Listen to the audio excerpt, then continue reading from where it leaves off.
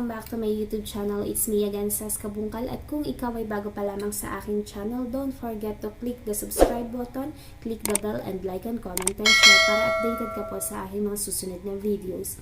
So ayun guys, for today's video, gagawa tayo ng maikling tutorial para po sa paglink or paglagay ng ating account sa ating Google AdSense. So first po na gagawin natin, syempre magla-login tayo sa ating Google AdSense.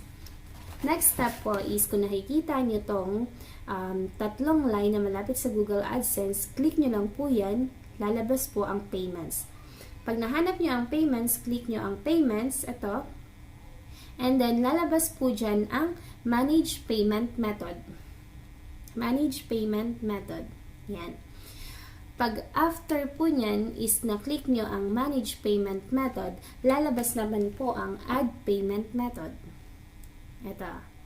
And then, after po nyan, lalabas naman po dyan, pagkatapos nyo na-click nyan, may lalabas or magpa-pop up na add new wire transfer details or add check details. So, ang i-click nyo po dyan is yung add wire transfer details. So, ayan, pag na-click nyo yung add wire transfer details, lalabas po dyan ang ito. Syempre, basahin po natin mabuti bago tayo mag-sign up. Mag-fill out na mag-fill out dyan. So, ito po.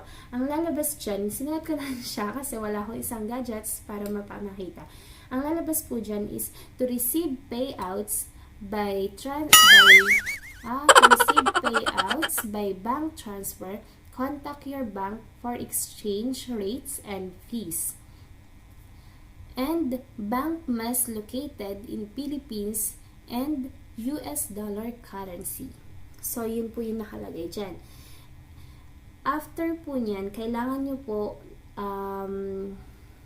lagyan to mga to, beneficiary, name of bank,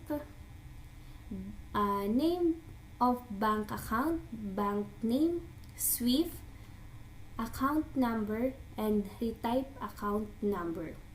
So, yung SWIFT po is makikita nyo po yan or pwede nyo po yan i-search or tanungin sa mismong bangko nyo kung ano po yung ayan, yung SWIFT nila or SWIFT. Makikita nyo po yan doon. Or pwede nyo i-search yan sa Google. Doon po lalabas. Doon nyo po makukuha yan. So, ayan guys, after nyo matapos to lahat, i-click nyo lang yung save and then yun. Okay na po siya. Doon na po papasok ang na magagaling kay Google AdSense. So, ayun guys. Thank you for watching this video. At ayun, sana po makatulong sa inyo to. And don't forget to click the subscribe button sa aking channel. So, ayun guys. Thank you for watching. Bye!